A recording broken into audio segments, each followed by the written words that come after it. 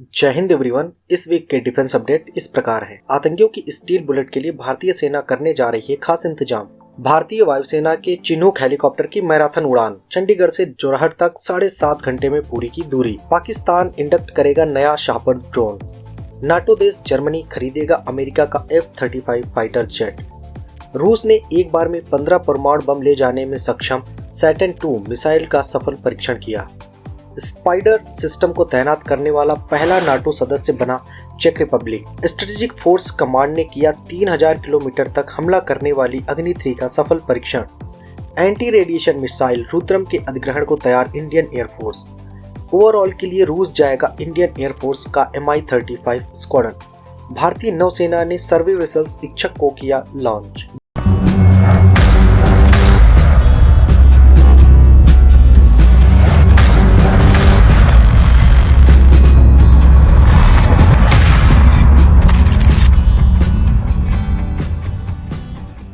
जम्मू कश्मीर में आतंकवादी अपनी रणनीति में बदलाव करके अमेरिकन राइफलों से सुरक्षा बलों पर स्टील बुलेट से फायरिंग कर रहे हैं। ये गोलियां सामान्य बुलेट प्रूफ जैकेटों को भेद जाती हैं, लेकिन हमला करने वाले आतंकियों की अब खैर नहीं है। इंडियन आर्मी ने 62,500 स्पेशल बुलेट प्रूफ जैकेट्स का टेंडर जारी किया है। ये जैकेट स्टील बुलेट को कामयाबी से रोककर सुरक्षा बलों के जवानों को अहम सुरक्षा प्रदान करेंगी। एक रिपोर्ट के मुताबिक रक्षा मंत्रालय ने मेक इन इंडिया प्रोजेक्ट के तहत स्पेशल बुलेट प्रूफ जैकेटों के लिए 2 अलग अलग टेंडर जारी किए हैं। 15,000 जैकेटों की खरीद इमरजेंसी मोड में होगी और इन जैकेटों की डिलीवरी अगले 3 से 4 महीनों में करनी होगी। ये special bullet proof jackets Jammu Kashmir, पूर्वोत्तर और नक्सल ऑपरेशन में लगे जवानों को दी जाएंगी और बची हुई 47,000 जैकेट्स सामान्य प्रक्रिया के तहत खरीदी जाएंगी और इन 47,000 जैकेटों की खरीद अगले 1.5 से 2 साल के बीच में होगी। इंडियन आर्मी की ओर से जारी टेंडर में उन स्पेसिफिकेशंस का भी वर्णन किया गया है। ये बुलेट प्रूफ जैकेट्स 4 स्तर के होंगे और 10 मीटर दूर तक से दागे जाने वाली 7.62 mm कैलिबर वाली राइफलों की गोलियों और स्टील कोर बुलेट को रोकने में भी ये सक्षम होंगी। सेना के सूत्रों के मुताबिक ये सारी जैकेट्स भारतीय कंपनियों से खरीदी जाएंगी और उनमें इस्तेमाल होने वाले कच्चे माल का दुश्मन देशों से कोई भी संबंध नहीं होना चाहिए। आपकी जानकारी के लिए बताते चलें कि जम्मू कश्मीर में पिछले कुछ महीनों में ऐसी घटनाएं सामने आई हैं जिनमें आतंकियों की चलाई स्टील बुलेट जवानों की बुलेट प्रूफ जैकेटों को भी भेद गई है। ये गोलियां अमेरिकन M16 असॉल्ट राइफल और M4 कार्बाइन से चलाई गई हैं। इससे सुरक्षा बलों को अपने कई जवानों का नुकसान उठाना पड़ा है। सुरक्षा बलों की जांच में सामने आया कि ये स्टील बुलेट्स अमेरिकन राइफलों से चलाई गई हैं। भारतीय वायुसेना के हैवी लिफ्ट हेलीकॉप्टर चिनूक ने एक रिकॉर्ड फ्लाइंग की है। उसने एयरफोर्स स्टेशन चंडीगढ़ से उड़ान भरी और लगातार 7.5 घंटे की उड़ान के दौरान 1910 किलोमीटर की यात्रा तय की और इसके बाद यह आसाम के जोरहट एयरबेस पर उतरा। रक्षा मंत्रालय के अनुसार यह किसी भी भारतीय हेलीकॉप्टर की इतने कम समय की पहली इतनी लंबी उड़ान थी और यह एक रिकॉर्ड है। आपको बता दें कि चिनूक इससे पहले अप्रैल में भी इसी रूट पर उड़ान भर चुका है, लेकिन उस समय थोड़ा ज्यादा समय लग गया था। दोनों ही बार हेलीकॉप्टर ने बिना रुके लगातार उड़ान भरी। रक्षा मंत्रालय ने कहा कि यह उड़ान वायुसेना की सामंजस्य और हिम्मत को दर्शाती है, साथ ही वायुसेना की तीव्र कार्यप्रणाली और तेजी से कहीं भी पहुंचने की क्षमता को भी प्रदर्शित करती है।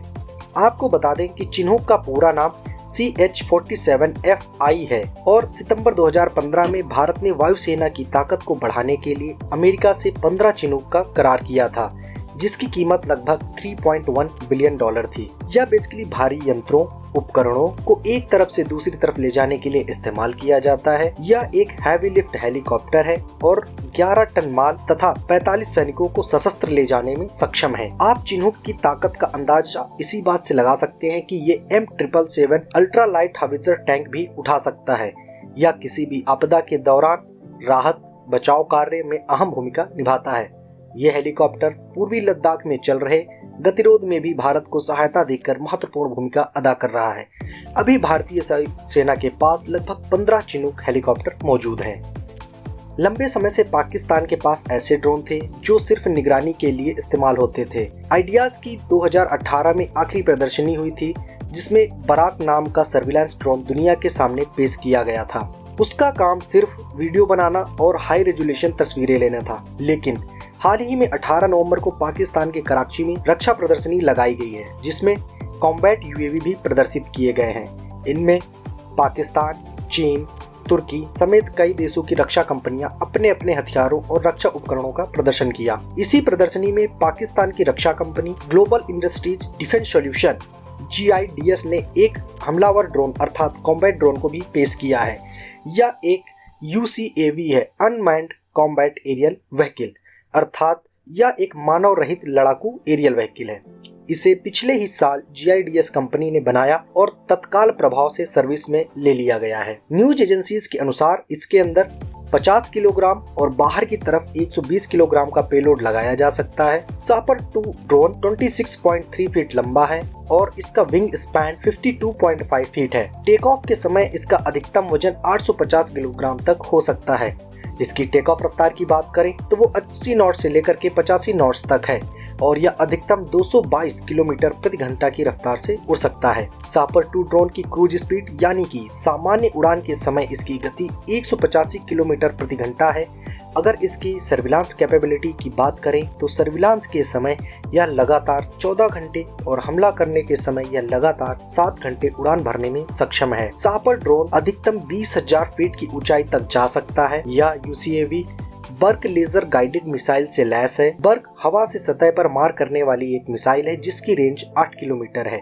यह मिसाइल 45 किलोग्राम की होती है। ये ड्रोन सैटेलाइट से संपर्क कर सकता है और दिन हो या रात किसी भी मिशन में कामयाबी के साथ हमला कर सकता है। ये ड्रोन अपने निशाने को लेजर से लॉक करता है और इस पर GIDS की ज़ूम 2 मल्टी सेंसर ट्रे लगी हुई है। इसके अलावा autonomous GPS based tracking and control system भी लगाया गया है। यह ड्रोन 300 किलोमीटर की दूरी तक रियल टाइम डेटा देता है, जबकि 1050 किलोमीटर की दूरी तक सेटकॉम डेटा लिंक मिलता है। सापर ड्रोन 2 में एक बार टारगेट लॉक कर दिया जाता है तो यह खुद ब खुद रनवे से टेक ऑफ करके टारगेट को डिस्ट्रॉय करके वापस चला आता है। इसके अलावा यह किसी भी समय सर्विलांस कर सकता है। ये लड़ाकू ड्रोन उड़ान के दौरान अपने इंजन को दोबारा स्टार्ट करने की क्षमता को भी रखता है। इस ड्रोन पर 60 किलोग्राम के लेजर गाइडेड GPS मिसाइल लगाई जा सकती हैं। इस ड्रोन पर सिर्फ 2 ही हार्ड पॉइंट्स हैं, यानी इस पर 2 मिसाइलें तैनात की जा सकती हैं। आपको बता दें कि पाकिस्तान ने अबाबिल नाम के छोटे ड्रोन में भी अब मारक हथियार लगाए हैं। पाकिस्तान की ऑर्डिनेंस फैक्ट्री ने पहले अबाबिल नाम का सर्विलांस ड्रोन बनाया था। अब इन ड्रोन को भी मारक बनाया गया है और इन्हें हथियारों से लैस किया गया है। BBC की न्यूज के अनुसार अबाबिल सीरीज के ये ड्रोन स्थानीय स्तर पर तैयार किए गए हैं और ये सभी ड्रोन दिन और रात दोनों में मिशन करने में सक्षम हैं। उन्होंने बताया कि अबाबिल 5 ड्रोन 5 किलो तक वजन उठा सकता है और इसमें 2 मोटर लोड किए जा सकते हैं। एक मोटर 16 mm का और दूसरा 18 mm का लगाया जा सकता है। ये 30 किलोमीटर की रेंज में उड़ान भर सकता है और इसकी रफ्तार 45 किलोमीटर प्रति घंटा है। यह ड्रोन 1.5 घंटे तक हवा में उड़ान भर सकता है। अबाबिल 10 ड्रोन 10 किलोग्राम वजनी हथियार ले जा सकता है और इसकी रेंज 30 किलोमीटर है तथा यह 3000 मीटर तक की ऊंचाई तक उड़ सकता है। यूक्रेन पर हमला कर रूस ने पूरे यूरोप में खतरा बढ़ा दिया है। इसे देखते हुए अब जर्मनी अपनी सेना को मजबूत करने में लग गया है। जर्मनी ने अमेरिका के F-35 लड़ाकू विमानों को खरीदने का फैसला लिया है। रशियन टाइम्स की रिपोर्ट के अनुसार जर्मनी की डिफेंस इंडस्ट्री के प्रतिनिधियों ने इस फैसले की खुलकर आलोचना की है। कुछ ने इस बात पर भी ध्यान दिलाया है कि इस जेट के मेंटेनेंस के लिए उनको अमेरिका पर निर्भर रहना होगा। यूरेशियन टाइम के अनुसार F-35 की मरम्मत और रखरखाव में भी वो शामिल नहीं होंगे। BDLI के अध्यक्ष मार्टिन क्रोएल ने कहा कि जर्मन उद्योग को समान आधार पर इस मुद्दे से निपटना चाहिए और हर चीज अमेरिका में बैठे दोस्तों पर नहीं छोड़नी चाहिए। आपको बता दें कि F-35 अधिग्रहण का फैसला तब लिया गया था जब फ्रांस, जर्मनी और स्पेन ने अपने संयुक्त future combat air system FCAS कार्यक्रम के जरिए बेहतर लड़ाकू विमान को बनाने का फैसला लिया था। अमेरिका के राष्ट्रपति रहने के दौरान डोनाल्ड ट्रंप ने जर्मनी को अमेरिका का एक सहयोगी बताया था और कहा था कि अमेरिका पर वित्तीय बोझ कम करने के लिए रक्षा खर्च में वृद्धि करनी चाहिए। आपको बता दें कि सितंबर में पेंटागन ने कंपनी से नए F-35 जेट्स की डिलीवरी पर रोक लगा दी थी। इस फाइटर जेट में इस्तेमाल किया गया एक पुर्जा चीन का बना हुआ है। पेंटागन ने एक बयान जारी कर बताया था कि अमेरिका संघीय नियमों के खिलाफ होने के कारण फाइटर जेट के प्रोडक्शन पर रोक लगाई जा रही है। पेंटागन ने बताया कि F-35 के इंजन में जो मैग्नेट लगा हुआ है उसमें चीन के अनधिकृत पदार्थों का इस्तेमाल हुआ है। F-35 फाइटर जेट्स के टर्बो मशीन पंप्स में जो मैग्नेट इस्तेमाल हुए हैं उनके कुछ पुर्जे चीन में बने हैं। इसकी जानकारी मिलते ही ही पेंटागन ने F-35 की डिलीवरी स्वीकार करने पर रोक लगा दी थी। इसे लेकर कंपनी को चेतावनी भी जारी की गई थी। आपको बता दें कि अमेरिका का F-35 दुनिया का सबसे एडवांस्ड फाइटर जेट में से एक है। अमेरिका सैकड़ों की संख्या में इनका इस्तेमाल भी कर रहा है। ये 3 तरह के कॉन्फ़िगरेशन में आते हैं, जिसमें से पहला F-35 अल्फा है, जिसका इस्तेमाल वायुसेना के द्वारा किया जाता है। इसके टेक ऑफ और लैंडिंग के समय एक रनवे की जरूरत होती है। दूसरा F-35B है, जो बिना किसी रनवे के अपनी जगह से सीधे लंबवत उड़ान भर सकता है और सीधा ही उतर सकता है। तथा तीसरा F-35C यानी कि F-35 चार्ली है, जो एयरक्राफ्ट कैरियर के छोटे रनवे पर भी उड़ान भरने के लिए बेहतर माना जाता है। यूक्रेन युद्ध के बीच रूस ने नई हाइपरसोनिक परमाणु मिसाइल सैटर्न 2 का परीक्षण कर दुनिया को अपनी महाविनाशक ताकत का एहसास कराया है। यह मिसाइल 25,000 किलोमीटर प्रति घंटे की तूफानी रफ्तार से हमला कर सकती है। मिसाइल परीक्षण रूस के व्यापक सैन्य अभ्यास का हिस्सा कहा जा रहा है। रूस के कर्नल जनरल सर्गेई कराकेव ने कहा कि RS-28 सैटर्न 2 मिसाइल का परीक्षण पूरी तरह से सफल रहा है तथा यह मिसाइल का दूसरा सफल परीक्षण है। यह मिसाइल अपने साथ एक ही बार में 15 वारहेड ले जा सकती है और दुश्मन के कई लक्ष्यों को परमाणु बम गिराकर तबाह कर सकती है। रूस का दावा है कि यह मिसाइल दुनिया के किसी भी एयर डिफेंस सिस्टम के पकड़ में नहीं आती है और यह मिसाइल मात्र 6 मिनट में ब्रिटेन को तबाह कर सकती है। आपको बता दें कि पूरी दुनिया में अगर किसी भी देश के पास सबसे ज्यादा परमाणु हथियार हैं तो वह है रूस। अमेरिका से भी ज्यादा रूस के पास परमाणु हथियार हैं। अमेरिका के पास करीब 5700 तो रूस के पास 6000 से भी ज्यादा परमाणु हथियार हैं। रूस इस मिसाइल को इस साल के अंत तक पूरी तरह से तैयार करने की योजना बना रहा है। यह मिसाइल दागने से मात्र 6 मिनट के अंदर ही ब्रिटेन तक पहुंच सकती है। पुतिन ने अप्रैल महीने में इस मिसाइल के पहले परीक्षण के बाद कहा था कि यह दुनिया के किसी भी एयर डिफेंस सिस्टम की पकड़ में आए बिना उसको तबाह कर सकती है। आपको बता दें, सैटर्न 2 मिसाइल 115 फुट लंबी है तथा यह मात्र 15 मिनट के अंदर ही पूरे पृथ्वी की यात्रा तय कर सकती है। मई महीने में पुतिन के बेहद करीबी माने जाने वाले दमित्री रोगोजिन ने खुलासा किया था कि रूस करीब 50 सैटर्न 2 मिसाइलों का उत्पादन कर रहा है और दुनिया जल्द ही इस मिसाइल को देख सकेगी। उन्होंने दावा किया था कि यह मिसाइल पूरे अमेरिका के आधे तटीय इलाके को तबाह कर सकती है। रूस इस मिसाइल को अपने पूर्वी साइबेरिया स्थित फैक्ट्री में बनाता है। इस फैक्ट्री को डूम्सडे प्लांट भी कहा जाता है। स्पाइडर दुनिया के 8 सबसे परिष्कृत सशस्त्र बलों की पसंद है, जिनमें चेक रिपब्लिक भी शामिल है, जो स्पाइडर सिस्टम को तैनात करने वाला पहला नाटो सदस्य देश बना है। स्पाइडर न्यू जनरेशन सिस्टम विभिन्न प्रकार की रेंज, उपयोग और क्षमताओं को कवर करता है। ओपन आर्किटेक्चर के आधार पर स्पाइडर सिस्टम को ऑपरेशन और मिशन आवश्यकताओं के अनुरूप बनाया जा सकता है। कंपोनेंट्स और इंटरसेप्टर को लचीले ढंग से भी असेंबल किया जा सकता है। अत्याधुनिक क्षमताओं वाला स्पाइडर न्यू जनरेशन सिस्टम चलते फिरते खतरों का पता लगा सकता है और खतरे का पता लगाने के सेकंड के भीतर 360 डिग्री लॉन्च को सक्रिय कर देता है। यह ऑप्टिकल एनालिसिस पेलोड को सपोर्ट करता है और एक साथ कई खतरों को निशाना बना सकता है। स्पाइडर SR और स्पाइडर ER में lock on before launch LOBL क्षमताएं भी हैं।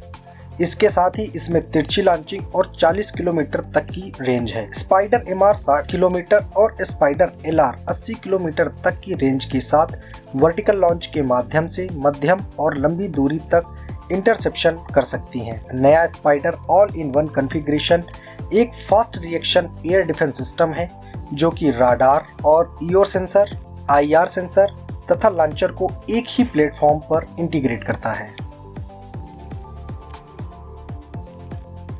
भारत ने ओडिशा के APJ अब्दुल कलाम द्वीप से बैलिस्टिक मिसाइल अग्नि 3 का सफल परीक्षण किया है। स्ट्रेटेजिक फोर्स कमांड ने ये मिसाइल टेस्ट ट्रेनिंग के लिए किया था। 17 मीटर लंबी इस मिसाइल के अलग अलग पैरामीटर को ट्रैक किया गया और रियल टाइम में टेलीमेट्री और इलेक्ट्रो ऑप्टिकल सिस्टम द्वारा निगरानी भी की गई। सेना के तीनों अंगों के लिए स्वदेशी हथियारों को तेजी से विकसित किया जा रहा है ताकि जंग के हालात में दुश्मन के हर वार का माकूल जवाब दिया जा सके।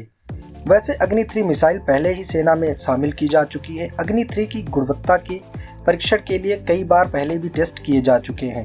पहली बार 9 जुलाई 2006 को इसका परीक्षण किया गया था। 2019 में रात में भी इसका परीक्षण किया गया। इसकी खूबियों की बात करें तो अग्नि 3 मध्यम दूरी तक मार करने वाली मिसाइल है और 50 टन वजन वाली अग्नि 3 मिसाइल में 2 चरणों वाला इंजन लगा है, जो कि ठोस ईंधन से चलता है। ये मिसाइल अपने साथ 1.5 टन का हथियार ले जाने में सक्षम है। अग्नि 3 इंटरमीडिएट रेंज की बैलिस्टिक मिसाइल है और यह हाइब्रिड नेविगेशन से लैस है। इसमें ऑनबोर्ड कंप्यूटर के साथ कंट्रोल पैनल भी लगा हुआ है। इस मिसाइल की एक्टिव रेंज 3000 किलोमीटर से अधिक है और यह परमाणु हमला करने में भी सक्षम है। अग्नि 3 मिसाइल संभालने की जिम्मेदारी स्ट्रेटेजिक फोर्स कमांड के पास है। सेना का यह अंग भारत के परमाणु हथियारों को संभालता है।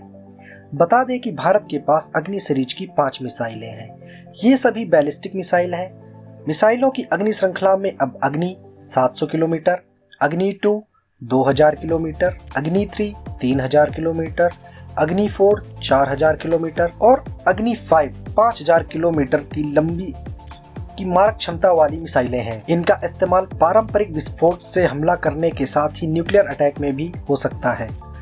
आपको बता दें कि अग्नि और टैक्टिकल क्रूज मिसाइल ब्रह्मोस के साथ भारत आसानी से 30 किलोमीटर से लेकर के 5000 किलोमीटर तक के बीच के टारगेट को निशाना बना सकता है। ब्रह्मोस 30 किलोमीटर से 300 किलोमीटर के लक्ष्य को मार के गिरा सकता है, जबकि अग्नि उससे आगे की दूरी पर टारगेट को साध सकती है। आपको बता दें कि अग्नि 3 मिसाइल का 2007 में दूसरी बार और फिर 2008 में लगातार तीसरे लॉन्च में सफलतापूर्वक परीक्षण किया गया था। इससे पहले DRDO ने नवंबर में AD-1 इंटरसेप्टर मिसाइल का भी परीक्षण किया था। इसके साथ ही Bharat long range ballistic missile को इंटरसेप्ट करने में पूरी तरह सक्षम हो गया है। DRDO के चीफ समीर कामत ने इस बारे में जानकारी देते हुए कहा था कि यह एक बड़ी सफलता है कि भारतीय सेना अब लॉन्ग रेंज बैलिस्टिक मिसाइल को इंटरसेप्ट करने में पूरी तरह सक्षम है। उन्होंने बताया कि AD-1 5000 किलोमीटर क्लास के मिसाइलों को इंटरसेप्ट कर सकता है। वहीं अक्टूबर में अग्नि प्राइम मिसाइल का भी सफल परीक्षण किया गया था।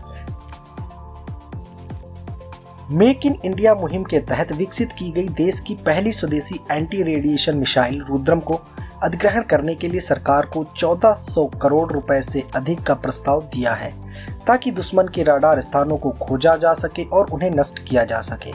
हाल ही में air chief marshal VR Chaudhari ने कहा कि NGRM को शामिल करना भारतीय वायुसेना के लिए एक बड़ा बढ़ावा होगा, क्योंकि यह बल स्वदेशी हथियार प्रणालियों के साथ भविष्य के युद्धों के लिए तैयार करने में मदद करेगा। रूस यूक्रेन युद्ध से सीखे गए सबक के आधार पर भारतीय वायुसेना मेड इन इंडिया के हथियारों को शामिल करने पर ध्यान केंद्रित करेगी। उन्होंने कहा कि अगली पीढ़ी की एंटी रेडिएशन मिसाइलों का भारतीय वायुसेना द्वारा अपने सुखोई 30 लड़ाकू विमान के बेड़े से पहले ही निरीक्षण किया जा चुका है। रक्षा अधिकारियों ने गुरुवार को बताया, रक्षा अनुसंधान और विकास संगठन द्वारा विकसित उन्नत मिसाइलों के अधिग्रहण का प्रस्ताव रक्षा मंत्रालय के पास है और जल्द ही एक उच्च स्तरीय बैठक इस पर विचार करेगी। बता दें कि रेडिएशन मिसाइलें वे मिसाइलें होती हैं जिन्हें दुश्मन के कम्युनिकेशन सिस्टम को ध्वस्त करने के लिए बनाया जाता है। ये दुश्मन के रेडार, जैमर्स और यहाँ तक कि बातचीत के लिए इस्तेमाल होने वाले रेडियो के खिलाफ भी इस्तेमाल किए जा सकते हैं। इन मिसाइलों में सेंसर लगे होते हैं जो रेडिएशन का सोर्स ढूंढते हैं और उनके करीब जाते ही मिसाइलें फट जाती हैं। इस मिसाइल को किसी भी ऊंचाई से दागा जा सकता है। रुद्रम को सुखोई 30 और मिराज 2000 जैसे भारतीय वायुसेना के लड़ाकू विमानों से भी दागा जा सकता है। यह मिसाइल किसी भी तरह के सिग्नल और रेडिएशन को ट्रैक करने में सक्षम है। यह मिसाइल संघर्ष के दौरान दुश्मन के राडार स्थानों को नष्ट कर सकती है और राडार सिस्टम के नष्ट होने से भारतीय वायुसेना को बिना पता लगाए लक्ष्यों को भेदने में मदद मिल सकती है। इसकी गति 2 मैक अर्थात ध्वनि की गति से दोगुनी है। ये टैक्टिकल हवा से सतह पर मार करने वाली एंटी रेडिएशन मिसाइल एक निष्क्रिय होमिंग हेड से लैस है जो लार्ज फ्रीक्वेंसी के विकिरण के स्रोतों को ट्रैक करता है। यह न केवल लॉन्च से पहले बल्कि लॉन्च होने के बाद भी लक्ष्य को लॉक कर सकता है। इस मिसाइल की खासियत यह है कि 200 किलोमीटर तक की दूरी तक दुश्मन के रेडार सहित अपने किसी भी लक्ष्य को निशाना बना सकती है।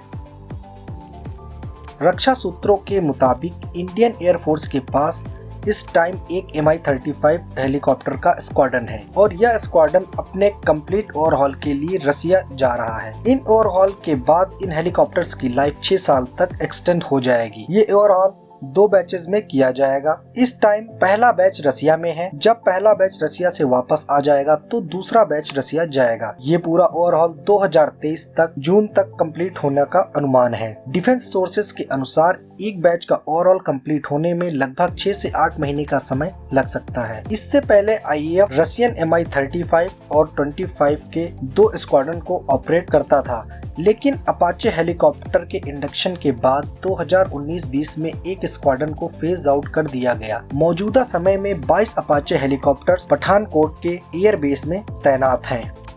भारतीय वायुसेना अपने हेलीकॉप्टर्स के फ्लीट में इजाफा कर रही है और इसी के तहत भारतीय वायुसेना ने LCH प्रचंड हेलीकॉप्टर के पहले स्क्वाड्रन को जोधपुर में इंडक्ट किया है। इस स्क्वाड्रन का नाम धनुष है।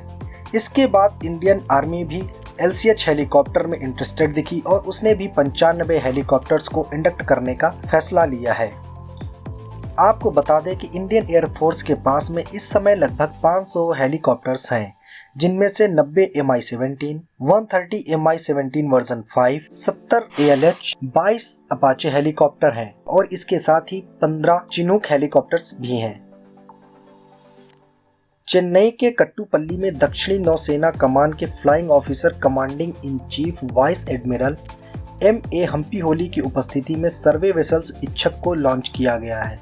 भारतीय नौसेना के लिए बनाए जा रहे 4 बड़े सर्वेक्षण शिप के प्रोजेक्ट के तीसरे वेसल्स इच्छक की लॉन्चिंग एक मील का पत्थर साबित होगी। सर्वे वेसल्स इच्छक के नौसेना में शामिल होने के बाद समुद्री सीमा की निगरानी में काफी मदद मिलेगी। साथ ही नौसेना की ताकत बढ़ाने वाला यह जहाज रक्षा तैयारियों को और मजबूती प्रदान करेगा। स्वदेशी रूप से डिजाइन और निर्मित यह जहाज मेक इन इंडिया और आत्मनिर्भर भारत अभियान के अनुरूप बनाया गया है। इच्छक नाम का यह सर्वे वेसल्स लार्ज क्लास का है, जो कि सर्वे वेसल लार्ज परियोजना के तहत बनाए जा रहे 4 जहाजों की श्रृंखला में तीसरा है। इसे garden reach ship builders and engineers और L&T ने मिलकर बनाया है। जहाज का नाम इच्छक रखा गया है, जिसका अर्थ गाइड होता है। समुद्र में मैरिनर्स के लिए सुरक्षित मार्ग की सुविधा के लिए सर्वेक्षण जहाजों के योगदान को दर्शाने के लिए इस जहाज का नाम ये रखा गया है। पहला क्लास शिप संध्याक 5 दिसंबर 2021 को GRSC कोलकाता में लॉन्च किया गया था। SVL जहाज समुद्र संबंधी डेटा एकत्रित करने के लिए मौजूदा संध्याक वर्ग के सर्वेक्षण जहाजों को एक नई पीढ़ी के हाइड्रोग्राफिक उपकरणों से बदल देंगे। एक विज्ञप्ति में कहा गया था कि सर्वेक्षण वेसल लार्ज जहाज 110 मीटर लंबा, 16 मीटर चौड़ा और जिसमें लगभग 3400 टन का गहरा विस्थापन है और इसमें 231 लोग शामिल हो सकते हैं। तो ये थे इस वीक के डिफेंस अपडेट। मिलते हैं अगले वीडियो में। जय हिंद, जय भारत।